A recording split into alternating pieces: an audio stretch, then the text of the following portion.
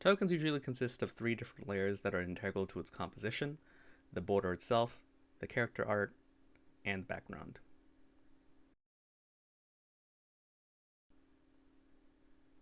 Border art can be found on many different sites like Pinterest, with a culmination of free vector art sites or free game vector art. Most search queries or inquiries you should be making when searching for them should include the keywords frame, border, circle, octagon, square, hexagon, or even corner. If you can't find the art that seems not to be filled in art and not a border, you can also use the word abstract at the beginning of your search to find different combinations.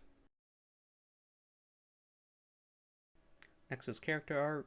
The character art I found can be found on subreddits like r/D&D, r/reasonable fantasy, r/imaginary characters, r/character drawings, ArtStation, and DeviantArt.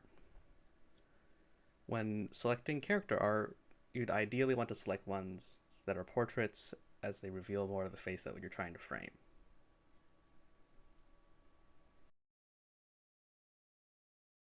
Today I'll be using this border I found on PNG Egg and this ash border I found on a vector art site.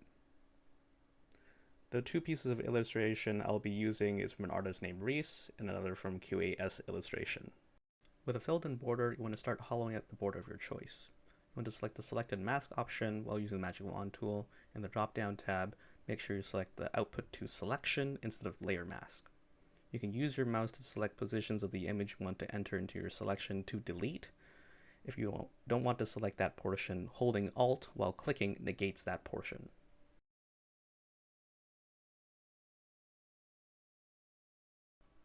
Another helpful tip when using Photoshop could be holding Alt and scrolling inward zooms into your image, for example. This is especially important if you're attempting to mask or select small crevices in your image. Once you remove your selection, it should be checkered, indicating that the background is clear. To once more see if any unwanted white halos are around your border, you can select New, then layer the New Fill layer. Creating a black fill layer can oftentimes reveal any blank spots that aren't cleaned up. You can now use the eraser tool to clean up any leftover white halos or unwanted space that you want to remove.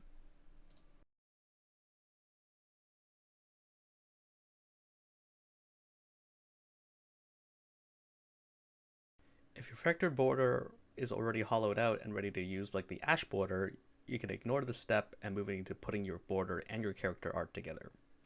I'm going to start by unlocking the image and then converting this image into a smart object. Converting the image into a smart object prevents it from lowering in quality. The hotkey for transforming the image is Ctrl-T.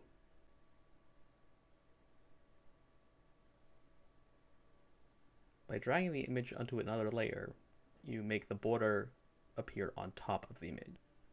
The pink lines you see over there is used as a guide to center the image as well.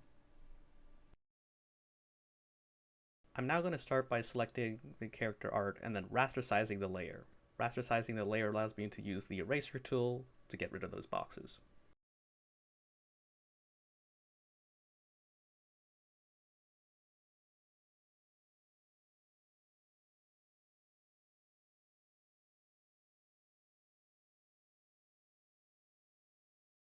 You can stop right here and not merge the layers, but save the border so you can use it for another token. But I'm going to merge the layers and save the image as I'm happy with my result.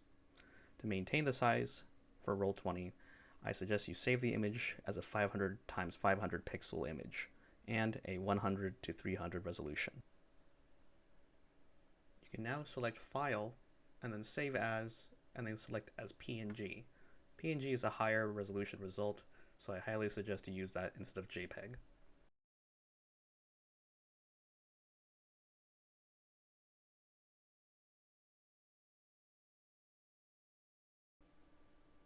Some artists like to have character art to be already under a background. Having a background already can save you some time with the last step as well, and it is up to you whether or not you want to keep it. If you decide to remove it, you can use the Select Subject option when selecting the Magic Wand tool. The Photoshop AI will determine the subject in the image and create a selection for you to save time. Once your image is selected, right-click on the selection and select Select Inverse. Selecting the inverse creates a selection around the image, which is what you want to delete.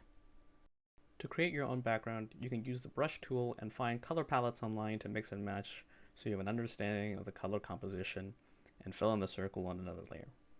You can also use the new fill layer and then use the eraser tool to get rid of it that way.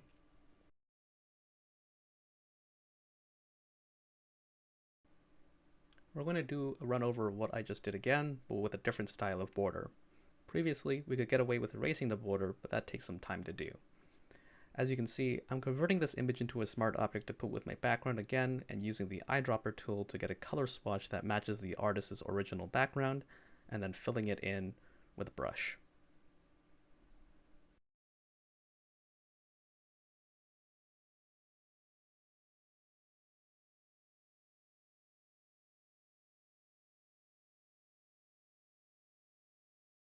Now you're done filling in, you want to select the elliptical marquee tool and then drag around from the corner of the image to select the circle.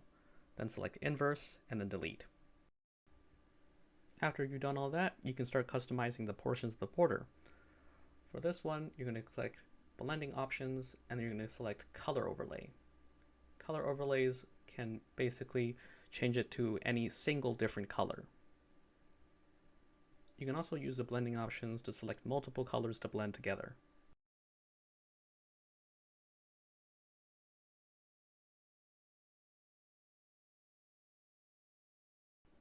If you want to prepare the border for a Tokenstamp border, you can change the color overlay to white so you can change the other colors when you're on Tokenstamp. You should also note that when you're on Tokenstamp and changing the colors, it'll only be one singular set color, likewise to the color overlay. You now want to change the size of the border to 256 by 256 pixels, as that's the size that Tokenstamp accepts. You can change this by selecting image and then image size and then changing the pixels there, or you can change the canvas size and then transform the object.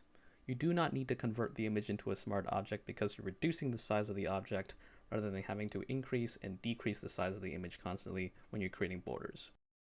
You can now use the image in Tokenstamp and set custom border. When selecting your custom border, you can also change the color of the ring itself using the border tint as well as the background tint as well.